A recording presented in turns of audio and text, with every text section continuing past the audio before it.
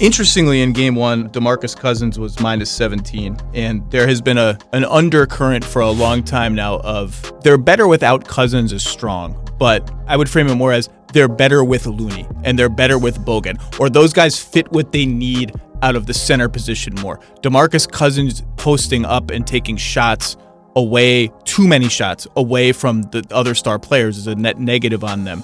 I think there's a lot of merit to that. We can discuss it a little bit more, but I also think his injury, I think it does have some interesting ripple effects, but what happens now to the Warriors? It goes from them having a 94% chance of winning to them having an 88% chance of winning, and let me tell you why.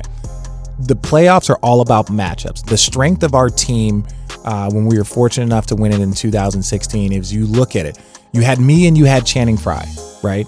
So if a team would go small, I would play, right? So you look at we played against the Detroit Pistons in the first round. They had Tobias Harris. They had Morris. They had players that were kind of mid-range. Tweeners. So then I would play. Then you go fast forward to the Atlanta series. They had Al Horford and they had Paul Millsap. So then all of a sudden Channing Frye played and could step them away. Hit about 9,000 about 9,000 threes. Kevin Love hit about 9,000 threes, right? So that's what I'm saying. It gives you chess pieces. And all of a sudden, and we get to the conference finals, and if it's Serge Ibaka or if it was Jonas Valanciunas, then Channing would play, right? Then we got to Golden State, and then I played. Channing didn't play. The point being is this: DeMarcus Cousins is a chess piece. When you lose a valuable chess piece, don't give me he's a minus 17 in game one against the Clippers. Show me what he is in a game against Steven Adams. Show me what he is in a game against Clint Capella or against Brook Lopez or against Joel Embiid. Those are the places where you need that chess piece. Disrespect towards Ivica Zubac is not going to be tolerated on this podcast, my friend. Okay, for a normal team. And the Warriors are not a normal team. But for a normal team, you need everybody to win the championship. True. You need everybody. The Heat needed a Mike Miller game. The Mavs needed a Peja Stojakovic game. You need everybody. Yeah. The Warriors got Cousins because of A, because he was available, and B, because of what happened in the Houston series. Yeah. When the Rockets switched everything. Now, they're not even switching everything anymore, but they switched everything. And the Warriors, for about 2.5 games, bogged down, played Houston's game.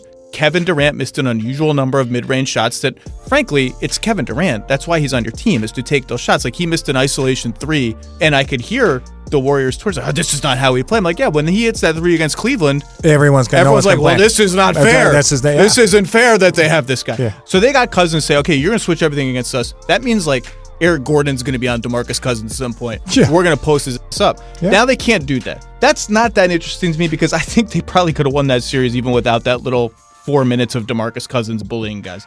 But it's a little bit interesting. What's interesting to me is they had settled into a rotation since KD got there. The only drama that we can manufacture about the Warriors from them, other than his free agency, is, well, okay, should they play Steph and KD together a lot and then have them on the bench together a lot? Should they stagger them? And Steve goes back and forth. And when they're not staggering them, the stagger people are like, hey, they've got to stagger them so there's one on the floor at all times and this and that. And they had found a nice middle ground, I thought, where they would sit together, but for a shorter period of time than they would have been like full on playing together. So they had this nice little, KD would come out with like 3 minutes, 2 minutes left in the first quarter. Steph plays the whole quarter. Second quarter, they're both on the bench, and they had Quinn Cook, Sean Livingston, Klay Thompson, so one of the starters, Andre, honorary starter, and Boogie. So a small line. Andre's the power forward, Boogie's the center. That lineup had kind of settled in. That's our bench lineup. And they would either play through Klay or a lot play through Cousins. Well, that's gone now. Yeah. And so I'm just curious sort of what that does to, is Klay enough? Does one of Steph or KD come on the floor there, and do we go back to a full stagger? I mean, that's an interesting subplot to me. Yes. Most teams, if they lose a guy like that, they're done. And Portland, they won game 1. But the minute I was doing the Nets game when they lost Jusuf Nurkic, right? When they lost them. And my thing is this. Their season was over once that happened. That doesn't mean that they can't win a series. It doesn't mean that they can't win games. But if they were really, and I thought that this team could really contend to get to the conference finals. I'm not saying that they won't make it there. I think they would need some things to go their way.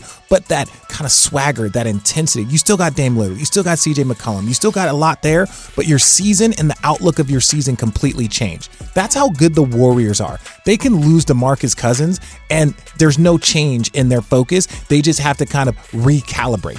That's how good they are. And people will never understand, especially as athletes, until you line up against those bad boys and you're trying to figure out the defense. Like, again, the same defense that we employed in 2016 was unusable in 2017, because instead of like ball bouncing around in Harrison Barnes, it was ball bouncing around, and then it was Kevin Durant. So there was no answer to the offense that they had and the talent that they have. And I still think they're going to win a championship. And I still think that if they play well, they don't even need to play great. If they just play well, they win 4-2 against anybody coming out of the East.